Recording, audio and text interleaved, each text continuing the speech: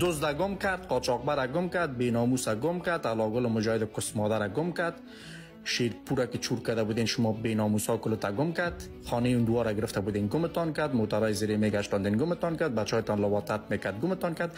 خی گو بخوریم که علیه طالب ما صحبت کنیم دیگه. خود تو میگی پروژه قومی نداره، خی ما گو بخوریم علیه طالب بجنگیم؟ خی که نداره دیگه.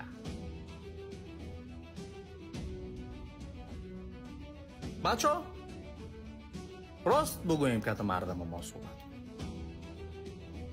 علفته بلفته 4 دیوانگک جمع شدن، اوسانه بلوسانه 3 مرغک در یک خانه، تشریفاتی نکتای یکا دیوانگک ها. اگر به گفته احمد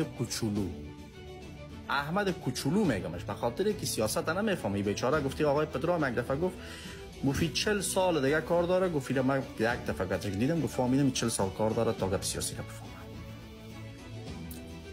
ما به جای از این می بودم 3 گپ در مجلس یاد نمیکردم.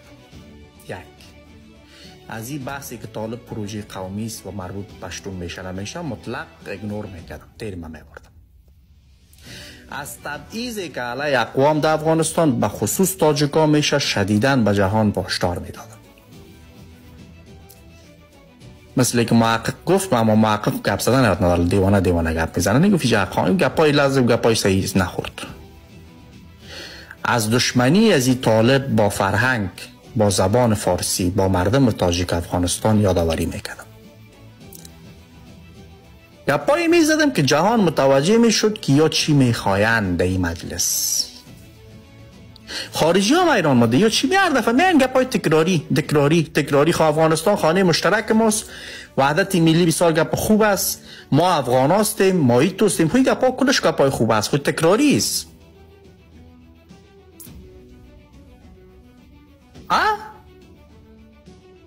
تکراری است.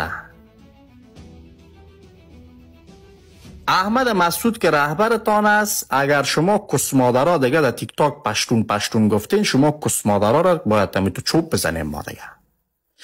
احمد مسعود گفت طالب پروژه قومی نیست، طالب به پشتون ربط نداره، ما افغانستان لوی میخوایم. گپایی زد که هیچ اصلا از شایسته یک کسی که دوای رهبری داره نیستن. ما در مجلس ویانا آمدیم که طارق جان و که 3 دانه ماماییم که یازنیم که به نام میسم است. این مجلس جبهه مقاومت که من دیدم، بچه های جبهه مقاومت خانواده کاکا تاج‌الدین است، این نه جبهه مقاومت ملی افغانستان. جبهه مقاومت خانواده کاکا تاج‌الدین 3 دانه ماما را تو چرا در مجلس میاری قطارک میشانی، نکتای یار در گردنشان کشال میکنی؟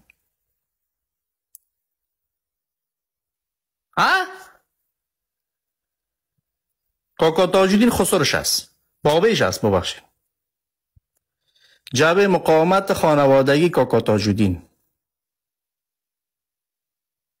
والا این جبهه از هرات کسی نبود، از مزار نبود، از سمنگان نبود.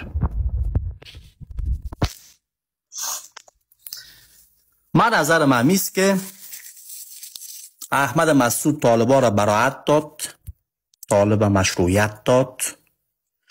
کسایی که از این با در تیک تاک ها میایین شما طالب دو میزنین، گو میخورین.